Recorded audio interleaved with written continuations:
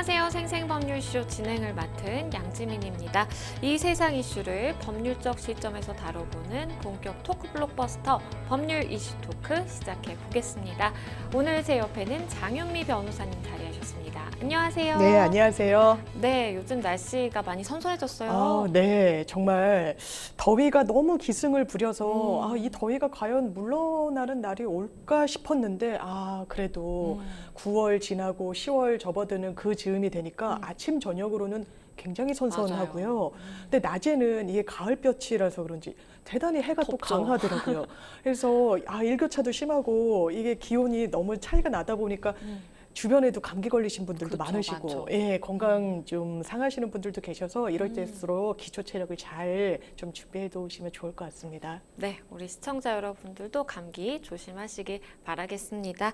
네, 지금 이 방송 유튜브를 통해서도 실시간으로 함께 방송이 되고 있습니다. 많은 시청 부탁드리겠고요. 소통의 창구도 활짝 열어두도록 하겠습니다. 방송 중 궁금하신 질문들 올려주시면 저희가 소개해드리니까요. 많은 참여 부탁드립니다. 그럼 법률 이슈 토크에서 나눠볼 이야기들 먼저 함께 만나보시죠. 한 학교에서 교사 연이어 사망, 조사 후 드러난 실체는 헌정사 첫 현직 검사 탄핵 소추, 대법원 40년 만에 강제추행 처벌 범위 확대, 이렇게 오늘 세 가지 주제 준비가 되어 있습니다. 어떤 이야기들일지 궁금한데요. 바로 시작해 보겠습니다. 여러분은 지금 생생법률쇼와 함께하고 계십니다.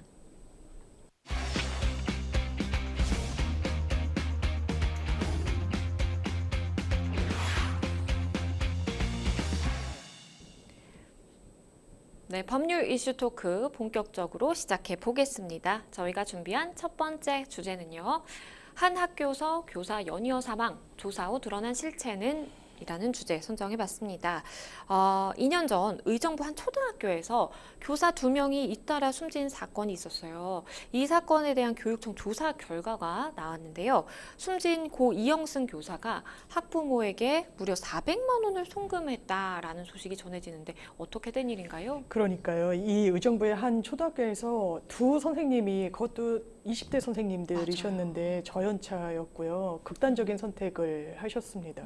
근데 그 당시에는 언론에 알려지지가 않았죠. 그쵸. 최근에 서희초 선생님이 돌아가시고 교권 회복에 대한 어떤 문제 제기가 많은 와중에 이 선생님들이 왜 극단적인 선택을 했는지에 대해서 이 부분을 사실관계 확인을 하다 보니까 파면 팔수록 새로운 사실관계들이 나오는 거예요. 네. 고 이영승 선생님 같은 경우에는 이 학교가 첫 부임지였습니다. 그리고 처음 제자들을 맞았던 거예요. 근데 이 공작 시간이었던 것 같아요. 한 학생이 이제 커터칼을 본인이 이 네. 페트병을 자르다가 한 8cm 정도를 다쳤다고 하더라고요. 그러니까 적게 다친 건 아니라고 네. 할 수 있겠죠. 그런데 이게 또 온전히 선생님 탓이라고 할 수 있을 것이냐는 그쵸. 사실 다툼의 여지가 있습니다. 선생님은 기본적으로 여러 학생들을 관리하셔야 되고 지도하셔야 되니까 그리고 이런 식으로 학교 현장에서 아이가 다치게 되면요. 기본적으로 학교안전공제회로부터 치료비 등은 보상을 받게 됩니다. 네. 이 학생의 학부모는 이 공제회로부터 수술비를 받았다라고 지금 알려져 있어요. 그런데 그 이후에 어떤 연유인지 이 선생님이 휴직을 하고 군복무를 하러 가게 됩니다. 그만치 나이가 많지 않았던 분이신 거죠. 남성 선생님이셨던 거고. 그런데 군 복무 중에 나오는 고정급여는 200만 원이 채 되지 않는 상황이었어요. 네. 그런데 8개월 동안 무려 50만 원씩 매달 그 학부모한테 송금이 됐던 겁니다. 네. 이 사실은 비교적 근래에 알려졌어요. 아니, 공제회로부터 보상을 받았는데 추가로 선생님한테 받을 그 동인이 무엇인가? 지금 경기도교육청에서는 이 부분 교권 침해 소지가 상당히 높은 거 아니냐, 강요 내지 뭐 공갈 등의 혐의로까지 의율할 수 있는 여지가 있기 때문에 수사 의뢰를 해서 추가적인 경찰 수사가 남아있는 그런 상황이 됐습니다. 그런데 더 충격적인 사실은요. 이 선생님이 이제 군복무 말씀을 해주셨는데 네. 군복무 중에도 학부모에게 매달 50만 원씩 이렇게 송금을 했다고 합니다. 너무나 충격적이고요. 네. 군복무 중에도 이렇게 송금을 하게 시켰다라는 것이 참 이해가 안 왜냐하면 돼요. 너무 이 보도 내용 그리고 유가족분들의 인터뷰 내용을 보면요. 군대를 가면 일단 군인 신분이 되는 거잖아요. 네. 교사직은 이제 내려놓은 그쵸. 상황인데 계속해서 학부모한테 연락을 주고받았고 심지어 휴가를 나왔던 그때는 선생님으로서 그 학부모를 또 만나기도 하고 그런데 아주 지속적인 민원을 제기한 학부모가 이 사람뿐만 아니라 한 3명 정도가 된다라고 하는데 네. 이 선생님이 받았을 압박감은 사실 상상하기가 어려워요. 사실상 첫 발을 뗐던 교사분이셨습니다. 유족분들 말씀을 들으면 너무 마음이 아픈 게 우리 아들의 첫 제자라는 표현을 지금 쓰시더라고요. 그러니까 이제 너무나 뭐 사적으로 뭐 제지하거나 이런 부분은 좀 저어달라는 말씀도 하시지만 한편으로는 그 압박감 그리고 결과적으로는 극단적인 선택을 했습니다. 이 선생님께서. 그리고 문자 같은 게 다 남아있는 걸로 지금 보도가 나오고 있어요. 그 당시에 주고받았던 그런 압박성 문자들 이런 부분에 대해서는 어찌됐든 법적 좀 평가가 이루어지고 거기에 대해 상응하는 처벌이 이루어져야 되지 않을까 생각합니다. 그런데 이 고 이영승 교사에게 이 선생님으로부터 치료비 명목으로 수백만 원을 받은 이 학부모가 고인에게 치료비를 요구한 사실이 없다라면서 반박을 했는데요. 그런데 조사 결과 이렇게 매달 이렇게 송금을 한 내역이 있다 보니까 이거는 사실과 다르지 않나요? 그러니까요. 이 부분과 관련해서 고의는 말이 없습니다. 그런데 지금 보도 내용에 따르면 선생님 저희 2차 수술 받습니다. 연락 좀 해주세요. 뭐 이런 문자를 보냈던 걸로 지금 전해지고는 있어요. 네. 그리고 아까 말씀드린 공제회로부터도 한 번 받은 게 아니라 2번 이제 보상을 받았다라고 지금 언론에 나오고 있고요. 네. 그렇다면 그 이후에 보상 절차가 끝냈는데 그리고 본인들이 이야기하는 대로 아무런 요구가 없었는데 그럼 선생님이 자발적으로 50만 원씩 8번이면요 400만 원입니다. 그러니까요. 선생님이 기본급 수령하시던 그 내역을 보면 결코 작은 돈이라고 할 수가 없어요. 네. 근데 어떠한 압박이나 요구, 강요가 없이 자발적으로 이 돈을 줬다는 건 사실 설명이 잘 되지 않는 부분이 있습니다. 네. 그래서 본인은 아니다라고 말은 하지만 관련한 문자가 있을 수도 있고요. 요구하는 뭔가 녹취가 있을 수도 있고 아니면 그 부분을 기재한 일기장 등이 있을 수도 있는 겁니다. 이 부분 수사를 통해서 차근차근 밝혀내야 되지 않을까 싶습니다. 앞서서 변호사님께서도 언급을 해주셨지만 이 고 이영승 교사 같은 경우에는 한 학부모에게만 이렇게 민원을 받은 게 아니었습니다. 총 3명의 학부모에게 지금 시달렸다라는 언론 보도가 나오고 있는데요. 이 교사는 평소 결석이 잦은 학생의 학부모로부터 5개월간 지속적으로 출석 처리를 해달라라는 민원을 받았는데요. 사망 당일인 12월 8일에도 이 메시지를 받은 것으로 확인이 되고 있습니다. 이게 얼마나 압박이 심했을까라는 생각이 들어요. 한 명의 학부모도 아니고 2명도 아니고 3명으로부터 받았는데 한 명의 학부모는 아이가 다친 부분을 갖고 끊임없이 연락을 했죠. 지금은 또 다른 학부모의 얘기입니다. 이것도 교육청에서 조사를 해보니까 이거는 교권 침해라고 볼 수밖에 없다라는 사실이 드러났는데 이 학부모 같은 경우에는 아이가 계속 무단 결석을 하는 거예요. 결석이 상당히 잦았습니다. 네. 그런데 저도 아이를 학교에 보내고 있지만 결석을 해서 이게 결석 처리가 되지 않으려면 딱 정해진 요건이 있어요. 그렇죠. 부모와 함께 동행한 상태에서 현장 학습을 가거나 아니면 학교에 갈 수 없을 정도로 아파서 병원 치료를 받았거나 그렇죠. 아니면 약국에 가서 처방전을 받아서 약을 투약을 했거나 뭐 여러 가지 이런 딱 분류된 요건이 있는데 이 학부모 같은 경우에는요. 5개월 동안 이렇게 상습 결석이 잦았는데 선생님한테 무조건 이거 출석 처리를 해달라고 요구를 했던 것 같아요. 지금 나온 사실을 보면. 선생님이 할 수 있는 재량 범위를 넘는 겁니다. 그렇죠. 해주면 또 문제가 생길 수도 있는 거예요. 다른 아이들과의 형평성 문제도 있고요. 무려 5개월 동안 지속적으로 이렇게 요구를 해왔다라는 건데요. 네. 더 안타까운 건 이게 다 조사를 해보고 선생님은 돌아가셨지만 그 핸드폰은 남아있잖아요. 지금 우리 아이 출석으로 해달라고 요구했던 그 학부모와 주고받은 문자가 총 394건, 한 400건에 가까운 겁니다. 네. 보통 선생님한테 문자 잘 못하죠. 왜냐하면 선생님 바쁘실까 봐 다른 아이들도 있고 우리 아이만 있는 거 아닌데. 그쵸. 그런데 여기서는 좀 무리한 요구를 과도하게 문자까지 보내면서 했다는 정황이 드러났기 때문에요. 이 학부모 역시 강요죄인지 협박죄인지 그 부분을 판단해달라고 교육청에서 고발 의뢰 조치를 완료한 상황입니다.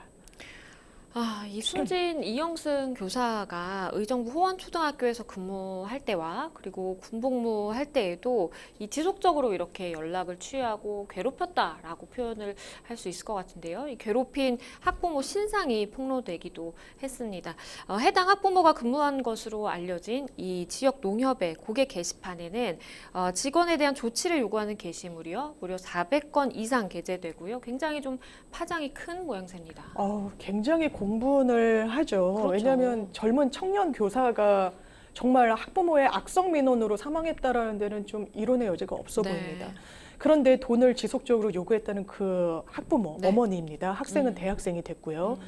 그 대학생이 된 학생의 학교에도 사람들이 막 게시물을 갖다 놓기도 하는데 이 어머니인 여성의 직장이 어디인지 대단히 좀 구체적으로 특정이 됐습니다. 이름도 SNS상에 공개가 된 거죠. 본인의 네. 의지와는 상관없이 사실상 폭로가 된 셈인데 그러죠. 그러니까 그러니까 지역 단위 농협이더라고요. 거기에 근무하니까 거기 게시판이 난리가 난 겁니다. 말씀 주신 대로 400건이 넘는 글이 계속 올랐는데요. 글의 내용은 당연하지만 이런 내용들이었습니다. 홍원초 선생님 억울한 죽음 어떻게 책임지실 겁니까? 그리고 여기가 이런 표현은 뭐 직접 전하기는 어찌만 게시글 내용이니까요. 살인자가 근무하는 그곳 맞습니까? 그리고 당연히 그 회사에 대한 적극적인 조치를 요구하는 글들도 많았고요. 네. 그래서 폭발적으로 또 이 보도가 나오면서 이 게시글도 상당히 많이 늘게 됐는데요. 일부는 또 뭐 근조한을 보내기도 하고 또 게시글 내용을 보면 사람들이 나 이 농협이었거든요. 네. 계속 20년 동안 거래를 했는데 나 이제 은행 갈아타겠다. 더는 이곳에 내 돈을 맡길 수 없다 등등의 항의성 글들이 정말 많이 올라왔습니다. 이렇게 항의성 글도 뭐 많이 올라오다 보니까 그리고 뭐 해당 행위가 또 잘못되기도 했다 보니까 사실 이 학부모 같은 경우에 직장인 농협에서 대기 발령 조치를 받았다라는 또 소식도 전해지더라고요. 이 농협 입구에는요 언급해 주셨지만 이 근조화한도 이렇게 놓여 있다고 네. 합니다. 근조안에는 이렇게 문구를 보통은 그렇죠. 상가고인의 명복을 빕니다라고 하잖아요. 근데 요즘은 근조안을 어떤 본인의 의사를 표명하는 수단으로 많이들 맞아요. 활용하시는 것 같더라고요. 어떤 항의성 의사를 전달할 때 정말 정의는 죽었다 뭐 이런 뜻인 것 그렇죠. 같아요. 그래서 이 문구를 적어주신 걸 보면 이런 내용입니다. 선생님한테 돈 뜯고 죽인 뭐 살인자 이렇게 좀 과격한 언사도 담겨져 있고요. 네. 또 여기에는 이 사람이 은행장급은 아니고 이제 실무자급이다 보니까 은행장님 제발 좋은 직원들과 일하십시오. 이 말인즉슨 이 해당 모친의 경우에는 좋은 사람이라고 평가하기는 어렵지 않겠냐는 또 뜻이 담겨져 있는 것 같은데요. 이런 또 근조화안의 사진도 인터넷상에서 많이 또 이렇게 확인이 되고 있는 그런 상황입니다. 그러다 보니까요, 이 결국 해당 학부모가 근무 중인 이 지역 농협 측에서 홈페이지에 사과문을 게시하기도 했다고 하네요. 결국에는 은행이란 금융기관도 고객들 유치하고 그쵸. 그 돈으로 뭔가 이인문을 남기고 이런 조직 아니겠습니까? 네. 당연히 여론을 살필 수밖에 없는 상황일 겁니다. 그래서 결과적으로는 공식 사과문을 게재했어요. 본인들 조직에 속한 직원을 제대로 관리 감독하지 못한 부분에 대해 머리를 숙였다고 보시면 될 텐데요. 사과문 내용은 이렇습니다. 일단 돌아가신 선생님의 명복을 빌고 유가족분들에게 깊은 애도의 말씀 드린다. 그리고 저희 회사에 대한 실망, 분노 겸허히 받아들이겠다. 그리고 본 사항에 대해서도 절차에 따라서 엄중하게 대처하겠다. 그러면서 윤리 교육을 조직 내 임직원들에게도 굉장히 강화해서 실시하겠다라고 이야기를 하면서요. 네. 그러면서 이번 부분과 관련해서도 해당 직원에 대해서는 이게 업무와 직결된 사안은 아니라고 하더라도 본인이 몸담은 회사에 상당한 타격을 준 건 맞지 않겠습니까? 그리고 그 행동을 두둔할 수는 당연히 없을 것이고요. 사실관계가 상당히 윤곽을 잡아나가고 구체화되고 있기 때문에 이 학부모에 대해서는 결과적으로는 대기 발령 조치하고 아마 후속적인 인사 조치가 불가피하게 따를 것으로 보입니다. 그런데 이 부분을 꼭 좀 짚어봐야 될 것 같아요. 이 숨진 교사, 학교 측의 도움을 받지 못했다라는 이야기가 나옵니다. 당시 학교 측은요, 이 숨진 교사의 사망 경위서에 극단적 선택이라는 언급이 아예 없이 단순 추락사로 교육청에 보고를 한 것으로 알려졌는데요. 해당 학교 측의 비난의 목소리가 쏟아지고 있습니다. 너무나 실망스럽다고 볼 수밖에 없을 것 같아요. 네. 물론 구체적인 사실관계 확인이 돼야 되겠지만 언론 보도에 따르면 학교장과 거기에 뭔가 책임 있는 지위에 있는 선생님들이 이 부분을 제대로 어떤 교사의 입장에서 헤아릴 필요가 있었는지 이 부분에 대해서는 좀 부족하다는 이야기가 나옵니다. 그렇기 때문에 어떻게든 학교 측에서는 한 발 떨어져서 교사가 직접 학부모와 대면하도록 했다라는 거죠. 그러니까 군대 간 선생님한테 그렇게 그렇죠. 연락이 가도록 하지 않았겠습니까? 지금 그리고 그 당시 학교에 재직했던 교장 선생님, 교감 선생님 징계 질차에 돌입을 했습니다. 네. 왜냐하면요, 이거 업무를 제대로 그 당시에 처리한 게 맞는가라는 물음표가 그러게요. 계속 있는 부분인 건데요. 지금 아까 말씀 주신 것처럼 사실 사망 경위서에 교육청에 교사가 사망했기 때문에 당연히 보고를 올려야 되는 겁니다. 그러면 본인들은 아마 알았을 거예요. 알았겠죠. 유족들이. 왜냐하면 장례를 치르고 어떻게 돌아가셨냐 하면은 이제 뭐 투신을 하셨다 할지 극단적 선택을 그렇죠. 하셨다 할지 이런 부분에 대해서 이야기가 오갔을 텐데 단순 실종사인 것처럼 추락사라고 그러니까. 기재를 해서 올렸다는 겁니다. 이거는 사실 사건을 은폐할 의도가 있는 게 아니라면 이런 식으로 고인의 뜻을 훼손하는 어떤 기재를 하기는 상당히 어려웠을 것 같고요. 그렇기 때문에 조만간 이 당시에 호원초등학교의 교장 선생님, 교감 선생님에 대해서도 징계 절차를 교육청 차원에서 열기로 했다라는 건데요. 아까 말씀드렸다시피 악성적인 민원을 제기했던 학부모 3명은 고발 조치돼서 형사 입건된 상태이고 그 당시에 교장 선생님은 또 경기도권의 다른 학교 교장 선생님으로 재임 중이시라고 하더라고요. 언론 보도를 보면 그 학교를 또 사람들이 알아내서 또 문제 제기를 하고 막 근조안을 보내고 이런 일들도 일어나고 있는데 이 부분과 관련해서는 이번 일이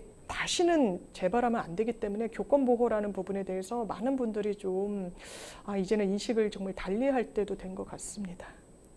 이 가해 학부모 신상을 폭로한 SNS 계정이 있습니다. 그런데 이제 게시글을 보면요.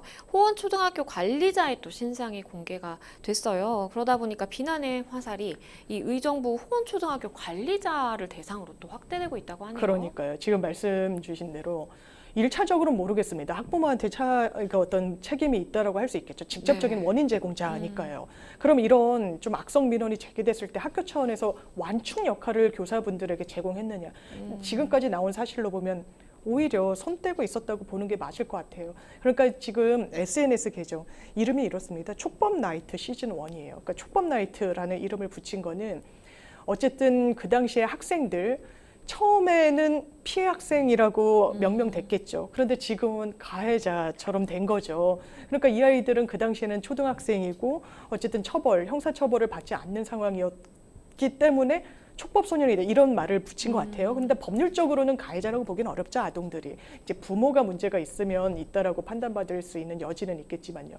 근데 이런 SNS 계정을 만들고 가해 학부모 신상, 이름, 직업 공개하면서 그 연장선상에서 그 당시에 그럼 책임 있는 위치에 있었던 관리자 직책의 교사 누가 있었는지 아까 말씀드렸다시피 교장, 교감 선생님의 인적 사항도 알리고 있는 거죠. 그러면서 이런 공분을 좀 공유하기 위해서인지 이런 표현도 썼다고 합니다. 군주민수.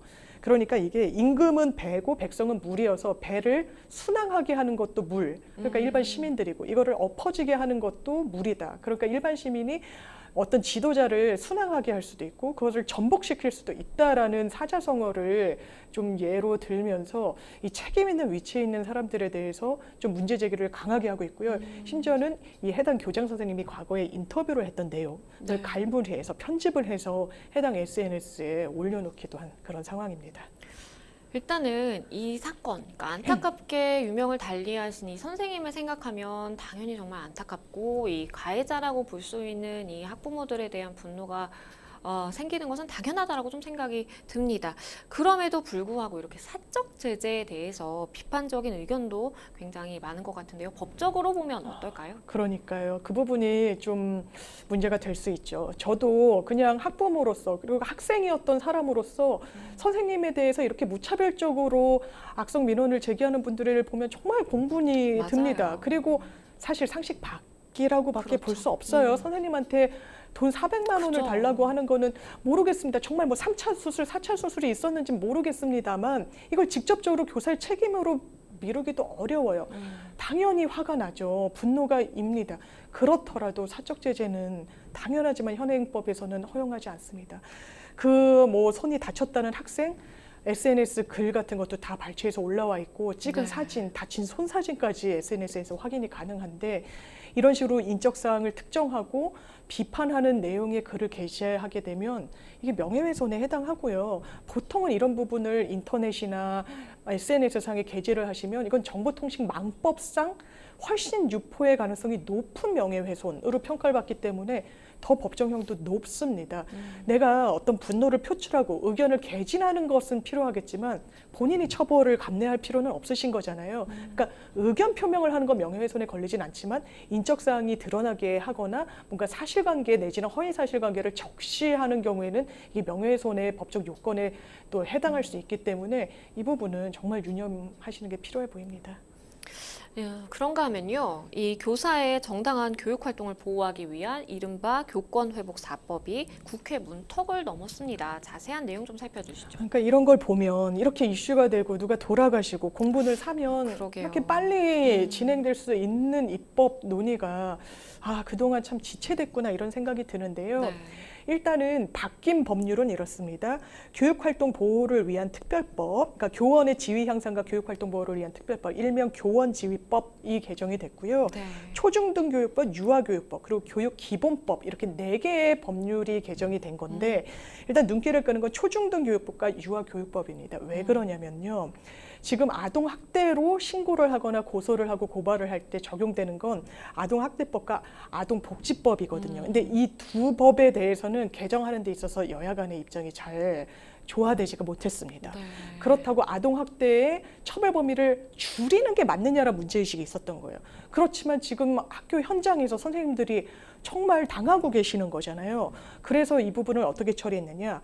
유아교육법과 초중등교육법에서 학교 현장 내지는 그 유치원 현장에서 정당한 생활지도라고 판단을 보면 이건 아동학대로 보지 않겠다라고 딱 명시적으로 규정을 한 겁니다. 네. 그렇다면 아동학대다. 이거 아동 정서에 위배되는 행위를 했다라고 했을 때 바로 그냥 뭐 직위 해제되고 이런 불이익을 받으실 게 아니라 이게 정확하게 학교 현장에서 제대로 훈육 차원에서 한 행위인지 아닌지를 보고 사후적으로 처벌을 하라고 하니까 좀 뭐랄까요, 면책되는 범위가 좀 넓어졌달까요?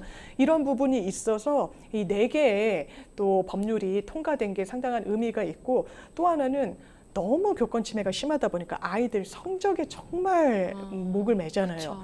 이거 그러면 생활기록부에 적겠다라는 입법 논의도 있었는데 그 부분은 어떤 부작용의 어떤 우려 그리고 소송이 굉장히 남발할 수밖에 그럴 없습니다. 수 그걸 있죠. 지우기 위해서도 소송이 필요하니까요. 그래서 이 부분에 대해서는 일단 국회 본회의를 통과하지는 않았습니다. 이제야 좀 교사들을 옥죄 왔다라고 판단이 되더니 무차별 아동학대 신고를 막아낼 근거가 생겼다 이렇게 보면 될까요? 아무래도 1차적으로 안전막을 확보한 측면은 있는데 네. 교사분들은 조금 아직까지 부족하다는 입장이죠. 왜냐하면 아동복지법 등에 따르면 이 정서적 학대 행위 그쵸. 대단히 포괄적이에요. 네. 그 정서적 학대 행위가 뭐냐?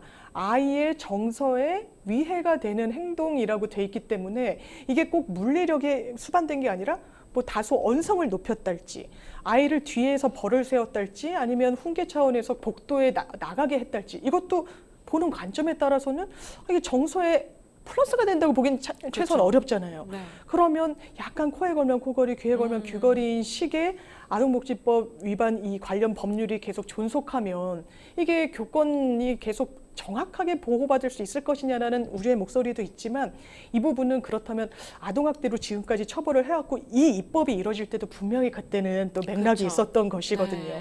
아동학대, 아동은 말을 잘 못하고 그렇죠. 이 부분에 대해서 법이 보호할 필요성은 있고 그렇다 보니까 이 부분을 개정하는 부분보다는 아까 교원 관련 법률들을 좀 개정하는 방향으로 국회에서 좀 결단을 내렸던 것으로 보입니다.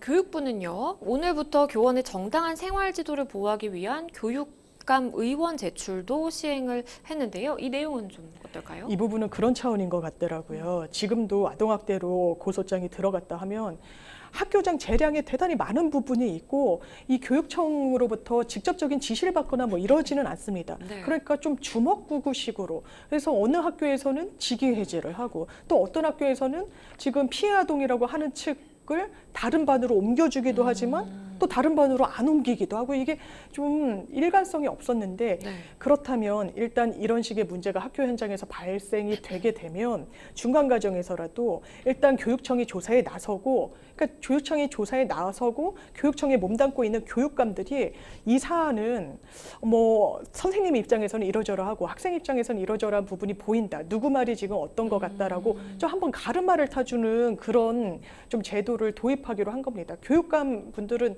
다 교사로 평생을 또 복무하신 분들이고 교육 현장에 대한 이해도 높고 또 꼭 그렇다고 학교 측이나 아니면 교사 측 입장만 대변하는 건 아니거든요. 네. 비교적 중립적인 상황에서 이런 본인이 교육 현장에서 쌓았던 노하우를 학교 폭력 문제 그리고 선생님을 향한 법적인 문제 제기를 좀 잘 풀어나가는 하나의 계기로 삼을 수 있도록 이런 제도도 도입하기로 교육부가 방침을 정했습니다.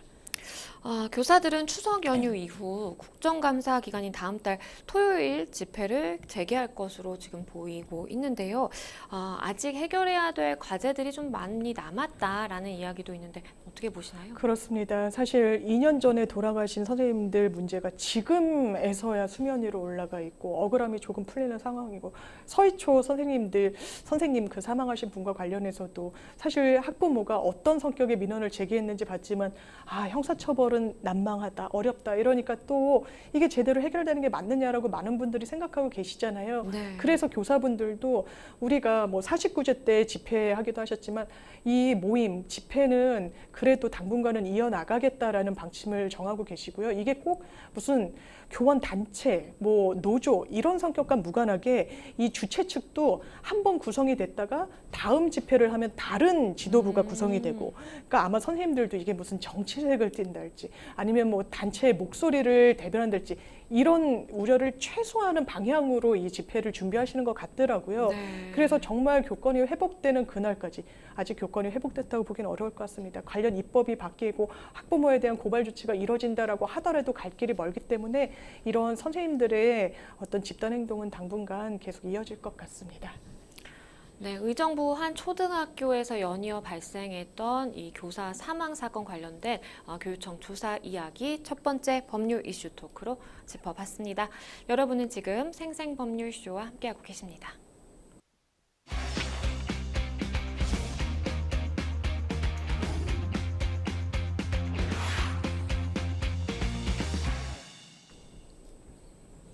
네, 법률 이슈 토크 두 번째 주제로 가보겠습니다. 저희가 준비한 두 번째 주제는요. 헌정사 첫 현직 검사 탄핵 소추입니다. 지난주에 국회에서 헌정사 최초의 기록들이 잇따라 나왔습니다. 제1야당 대표에 대한 체포동의안이 통과된 것도 그렇고요. 그리고 또 국무총리에 대한 해임 건의안도 가결이 된 것도 처음입니다. 검사가 탄핵 심판에 넘겨진 것도 또 모두 처음이고 초유의 일이다라고 볼 수가 있겠는데요. 헌정사상 처음으로 이루어진 현직 검사에 대한 탄핵 심판 이야기 좀 나눠보도록 하겠습니다. 먼저 간첩 증거 조작 사건 피해자 유우성 씨에게 검찰이 보복성 기소를 했다는 의혹과 관련해서 역대 최초로 현직 검사인 안동환 검사에 대한 헌법재판소의 탄핵 심판이 열리는데, 탄핵 심판의 발단이 된 사건, 앞서서 언급드린 이 간첩 증거 조작 사건이라고 하는데 어떤 내용일까요? 일단 이 사건의 처음부터 좀 순차적으로 설명드리는 게 이해를 좀 구하는 데 도움이 될 것 같습니다. 네. 이 유우성 씨라고 있었습니다. 화교 출신이었고요. 탈북자면서 서울시 계약직 공무원으로 일하던 분이었죠. 2013년 2월 달에 국내 탈북자 정보를 북한 측에 넘겼다. 이건 국가보안법 위반입니다. 그 혐의로 구속 기소가 됐어요. 그런데 1심에서 무죄가 나옵니다. 왜냐하면 구속 기소가 될 때까지, 그러니까 내부 탈북자 정보를 북한에 넘겼다고 할 때 검찰이 굉장히 주요하게 삼았던 증거가 바로 유우성 씨의 여동생의 진술이었어요. 근데 그 신빙성을 참 믿기가 어려웠던 부분이 있었습니다. 네. 그러면서 항소심이 진행이 돼요. 1심에서 무죄가 나오면 검찰은 기계적으로 항소를 하니까요. 어떻게든 사실심 그 단계까지는 다퉈봐야 되니까요. 그렇죠. 근데 항소심 과정에서요, 검찰이 증거 하나를 냅니다. 이게 국정으로부터 받은 출입국 그 자료였어요. 유우성 씨의. 네. 그런데 그게 나중에 봤더니 위조가 됐던 거예요. 이거는 사실관계로 드러난 부분인 겁니다. 네.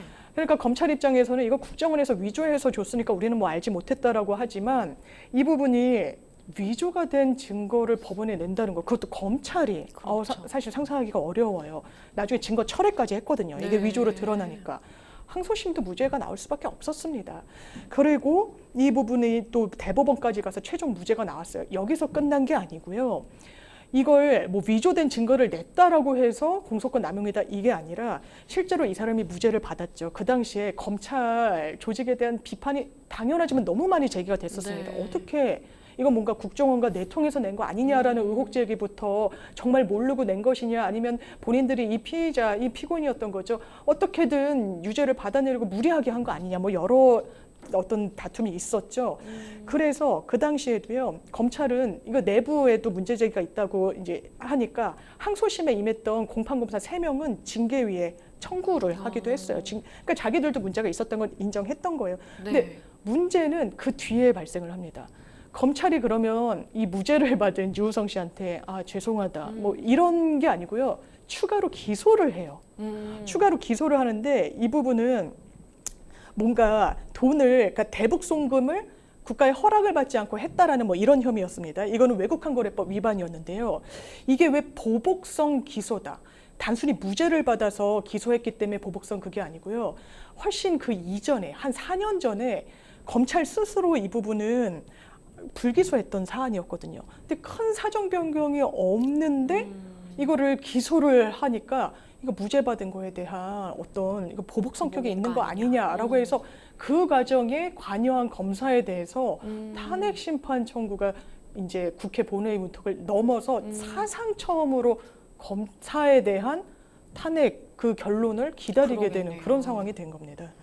이 대법원 판단 이후로 야권을 중심으로 이 유 씨를 기소한 검사들에 대한 탄핵이 필요하다라는 주장이 제기됐었는데 그런데 한동안 이 주장이 수면 아래로 좀 가라앉는 것 같다가 다시금 좀 이야기가 나왔다라고 해요. 그렇죠. 이게 검찰의 권력에 대한 문제 제기가 필요하다라는 그 민주당 내부의 여러 그런 문제 제기가 작동한 것 같습니다. 지금 뭐 자당의 그 대표에 대해서 뭐 영장을 청구하는 부분 등과 관련해서도 뭐 정치 수사다 막 이렇게 비판을 하고 있기 때문에 과거 검찰의 어떤 좀 흠결이랄까요? 이런 부분에 대해서 공식화할 수 있는 사안으로 이 사안을 본 것 같아요. 아까 이제 유우성 씨가 과거에 외국환 거래법 위반 혐의는 불기소가 됐다고 잘못 말씀드렸는데 기소 유예 처분을 했었습니다. 어쨌든 기소할 필요가 없다라고 검찰이 처분은 했던 건데 기소를 하니까 이 부분 이거 문제 있는 거 아니냐. 그리고 대법원에서도 이제 공소권 남용이다. 이런 판시를 내린 바가 있기 때문에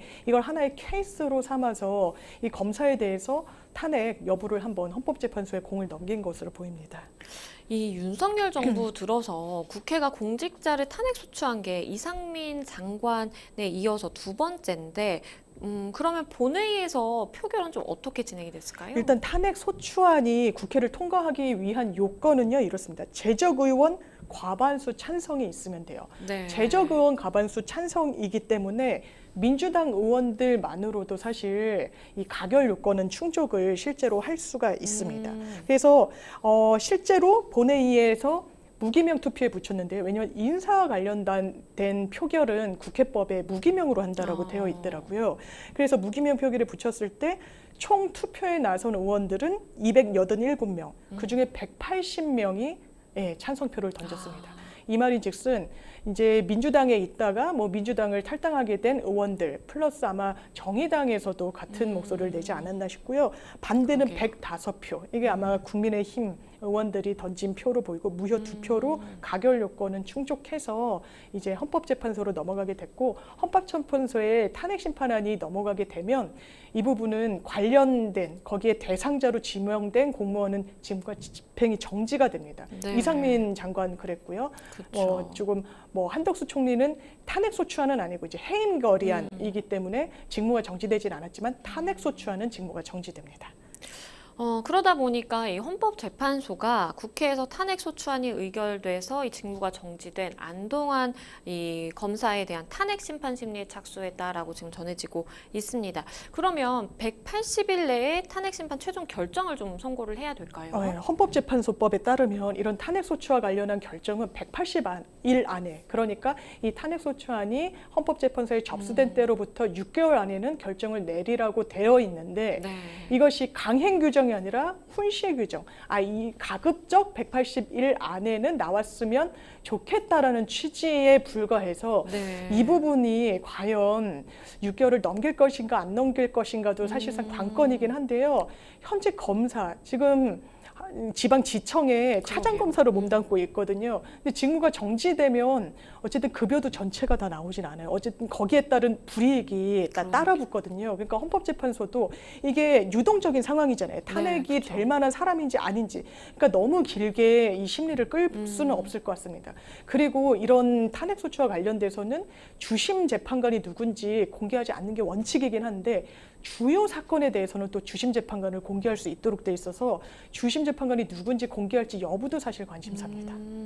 그러면 일단은 심판의 공은 헌재로 넘어갔다라고 봐야 될 텐데 이번 탄핵 심판의 그럼 쟁점을 살펴보면 어떤 것들이 있을까요? 이게 지금까지 4번의 공무원에 대한 탄핵 소추안이 네. 가결이 됐었습니다. 아, 제일 처음은 이제 노무현 전 대통령이었고요. 네. 그 전까지는 사실 판시가 없었기 때문에 이게 헌법과 법률의 위반이 있을 때 탄핵할 수 있다고 규정돼 있었거든요. 그러면 헌법재판소가 봤을 때 헌법과 법률의 위반을 어떻게 구체화해서 적용할 것인가. 그렇죠. 그래서 확립된 이 탄핵과 관련한 판시는요, 아주 중대한 헌법과 법률 위반이라고 헌법재판소가 아주 일관해서 이야기하고 있습니다. 네. 이상민 장관일 때도 그랬고요. 그렇죠. 박근혜 전 대통령 때도 그랬습니다. 그래서 박근혜 전 대통령은 중대한 헌법과 법률 위반이 있다고 봤던 거예요. 그런데 그렇지 않다는 이유로 이상민 장관 같은 경우도 이제 탄핵이 국회는 가결됐지만 헌법재판소에서는 이상민 장관의 손을 들어줬거든요. 그렇죠. 그래서 이번에도 이 부분을 어떻게 볼 것인지가 상당히 관건인 것 같습니다. 말씀해주신 것처럼 사실 중대한 법률과 헌법 위반이라는 것이 좀 판단이 인정되기는 상당히 힘든 부분이 있는 것 같긴 합니다. 요즘 정치권에서 나오고 있는 이 사상 초유, 사상 처음이라는 단어가 그렇게 좀 달갑지만은 않다라는 좀 생각도 듭니다. 극한의 대치로 빚어진 씁쓸한 소식들이 굉장히 많이 나온다라는 생각이 좀 드는데요. 앞으로의 전망 그리고 좀 이런 부분에 대해서 어떤 생각 가지고 계신가요? 일단 정치권에서 너무 모든 책임을 사법부로 넘기고 있는 것 같다는 느낌이 많이 듭니다. 기본적으로 사법부는 법률적인 분쟁의 최종적인 종착지인 건 맞지만 네. 분쟁의 최종적인 해결점이라는 생각은 잘 들지 않거든요. 그렇죠. 판결을 받더라도 이걸 수용할 수밖에 없으니까 수용하는 거지 패소자가 아주 그냥 고개를 끄덕거리거나 그러는 양상으로 번지진 않습니다. 저희가 개인 재판을 하더라도 그런데 정치권에서도 마찬가지거든요. 그리고 이 부분과 관련해서 그렇다면 법리적으로 봤을 때 과연 누구 말이 맞는지, 왜냐하면 해당 검사 같은 경우에는 이거 아무런 사정 변경 없이 왜 기소유예했던 거를 기소하냐라고 하지만 사정 변경이 있었다. 그 당시에 부당이득을 취한 정황이 추가로 드러났다. 또 뭐 이런 주장을 하고 있기도 해요. 네. 그러니까 이 부분은 정치적인 맥락을 떠나서 사안을 갖고 어떤 정치적인 의도를 이 헌법재판소가 그 오해를 받지 않도록 정확하게 빨리 결론을 내려주는 게 필요해 보입니다. 네, 두 번째 법률 이슈 토크 헌정사 첫 현직 검사 탄핵 소추라는 주제로 이야기 나눠봤습니다. 여러분은 지금 생생법률쇼와 함께하고 계십니다.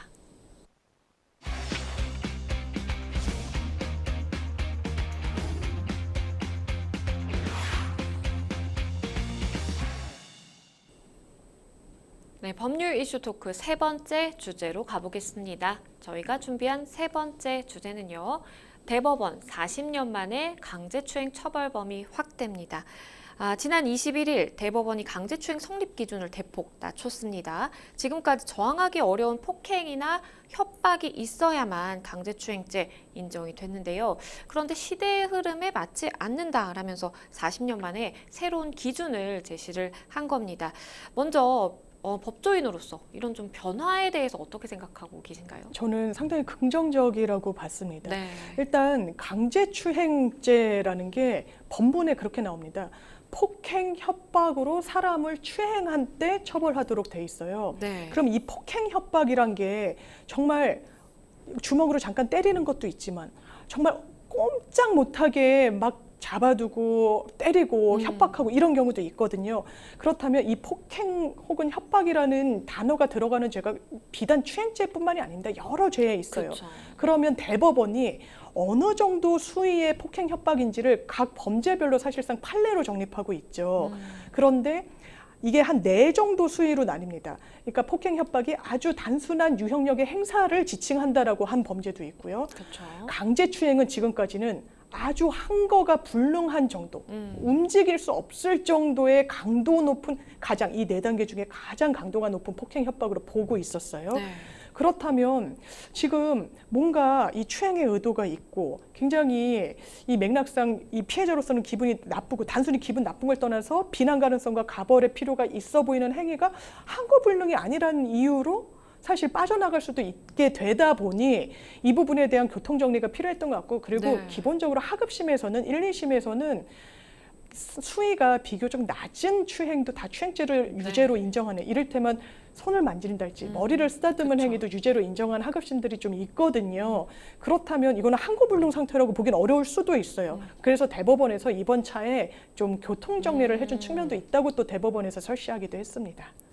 지금 판단이 나온 이 해당 사건을 좀 살펴보면요. 2014년의 일이고 당시 피고인 A씨는 군인이었다라고 합니다. 그리고 피해자는 중학생이었다고 하고요. 그런데 대법원이 그러니까 항거할 수 없을 정도의 폭력이나 협박이 아니었다라고 한 이 판단을 깬 기준 어떤 걸까요? 아, 그렇습니다. 이 사건은 2014년도니까 거의 10년 전으로 거슬러 올라가고요. 피고인 같은 경우에는 군인이었습니다. 성인이죠. 본인의 사촌 여동생을 강제추행했다라는 혐의로 기소가 된 거예요. 1심에선 유죄가 나왔습니다. 이 행위 태양을 보면 그렇습니다. 이제 같이 껴안고 침대로 같이 쓰러진 이후에 신체를 더듬었습니다. 그 피해 여성, 그러니까 사촌 여동생의 손을 또 본인의 성기 쪽으로 막 가 닿게 하기도 하고 나 좀 안아줄래 등등의 언행이 있었습니다. 네. 1심이 이건 강제추행으로 봐야 되겠는데 유죄 3년 선고했습니다. 네. 항소심은 강제추행 무죄 선고했습니다. 근데 그렇다고 해서 죄를 무죄를 받은 건 아니고요. 검사가 이 부분을 기소를 어떻게 했냐면 주의적으로는 강제추행죄를 들여다봐 주세요. 1차적으로는 강제추행죄, 강제추행이 안 되면 왜냐하면 판례는 항거불능을 요건으로 하고 있기 때문에 안 될 수도 있으니까 그러면 예비적으로 아청법, 아동청소년의 성보호에 관한 법률상 위계등 추행죄가 있기 때문에 네. 그 죄로 다스려 주세요라고 했을 때 1심 재판부는 예비적 청구 볼 필요 없어. 주의적으로 공소한 그 사실 강제추행 유죄야 3년 선고했고 항소심은 이건 강제추행 아닌 것 같은데 대법원에서도 항거불능을 요건으로 하고 있으니 강제추행은 안 되지만 아청법으로 유죄를 선고하자. 그랬지만 아청법이 이 선고형이 좀 낮게 나왔어요. 벌금 1,000만 원이 나왔습니다. 그래서 상고심에 가게 됐을 때 항거불능을 이유로 강제추행이 아니라고 보는 거는 맞지 않아라고 이 원심을 파기하고 다시 돌려보낸 그런 사건입니다. 일단은 항거가 곤란할 정도의 이 폭행이나 협박을 요건으로 하는데 그런데 그러면 이 항거불능 정도의 폭행이나 협박이 아니더라도 뭔가 상대방의 의사에 반해서 이 어떠한 유형력, 그러니까 힘을 행사했다라고 한다면 그러면 강제추행으로 앞으로는 좀 인정될 수 있겠다라고 봐야 되나요? 그렇죠. 가벌성의 범위가 넓어지는 부분은 있고요. 대법원에서 이렇게 좀 판시를 했습니다. 과거에 지금 뭐 강간과 강제추행이 이제 한 카테고리의 형법에 규정이 돼 있는데 네. 이제 성범죄에 관한 그런 규정이라고 적시가 돼 있어요. 과거에는요. 정조에 관한 죄라고 돼 있었습니다. 그리고 그게 바뀐 지 그렇게 오래되지 않았어요. 그러니까 이게 정조관념에서 보는 거예요. 그래서 피해자가 얼마나 저항을 많이 했는지로 죄의 유무를 따졌던 그 잔재가 있었던 겁니다. 여성의 정조를 지켜줘야 될 필요가 있는데 그렇다면 저항을 덜한 여성은 뭔가 범죄가 성립하지 않는다는 사실 입법이 깔려 있는 거죠. 40년 동안 바뀌지가 않았습니다. 그렇기 때문에 이게 상당히 구시대적 잔재가 이 법에 녹아져 있다는 점을 지적하고요. 네. 다만 이게 가벌성이 또 너무 확대돼서는 안 되는 겁니다. 형사처벌 조항은 딱 정해진 행위를 처벌하는 것이기 때문에 그래서 이를테면 비동의 강제추행 그러니까 동의하지 않은 성적 접촉이라고 해서 뭐든지 다 처벌한다 이런 의미는 결코 아니라는 점을 또 분명히 하기도 했습니다. 이게 2014년 사건이라고 말씀을 드렸잖아요. 굉장히 좀 대법원의 판단을 받기까지도 오래 걸렸다라는 생각이 드는데 당시 1심은 군사법원에서 진행이 됐다라고 하고요. 일단은 파기환송이 돼서 2심의 판단을 받아야 되는데 그럼 처벌 수위, 뭐 형량은 어느 정도 될까요? 아마 1심 판결이 하나의 바로미터가 되지 않을까 싶어요. 1심에서는 강제추행을 인정했고 그러니까 네. 아까 말씀드렸다시피 하급심에서는 강제추행으로 인정하는 사례도 상당히 많았거든요. 네. 그렇다면 3년형의 필요가 있다라고 판단을 한번 내렸었기 때문에 아마 파기환송된 그 항소심 재판부에서는 당연하지만 대법원의 취지대로 선고를 할 겁니다. 그러면 강제추행 유죄 아마 이 선고형은 1심에서 인정한 대로 한 3년 정도가 나오지 않을까 싶습니다. 앞서서 뭐 비동의 추행죄도 언급을 해주셨는데 사실 이 항거불능이라는 기준이요 굉장히 이슈가 됐던 또 사건을 많은 분들이 기억을 하실 것 같아요. 2019년에 있었던 사건인데 좀 소개를 해주실까요? 일단 배우 강지환 씨 사건이 있었습니다. 네. 그 당시에 준강제추행, 그러니까 상대방이 아주 항거불능 상태인 게 아예 그냥 이건 요건이에요. 네. 준강제추행인데 그 정도 아니었다. 피해자가 그 당시에 뭐 항거불능이고 의식이 뭐 또렷하지 않거나 이런 적이 없었다라고 이야기를 했지만 법은 받아들이지 않았습니다. 그러니까 항거불능이라는 것도 상당히 좀 좁게 봤던 하나의 선례였기도 했고요. 또 외국인 여성 신도들까지 아주 상습적으로 추행했던 이른바 그쵸. JMS 정명석 씨. 이 사람도 이거 항거불능 아니었다, 뭐 이런 주장을 끊임없이 했었지만 법원이 받아들이지 않았거든요. 그러니까 지금도 항거불능과 관련해서는 지금 최종적으로 대법원 판례가 바뀌긴 했지만 그 전에도 항거불능의 범위를 매우 좀 좁게 보는 법원의 판시는 지속적으로 있어 왔습니다.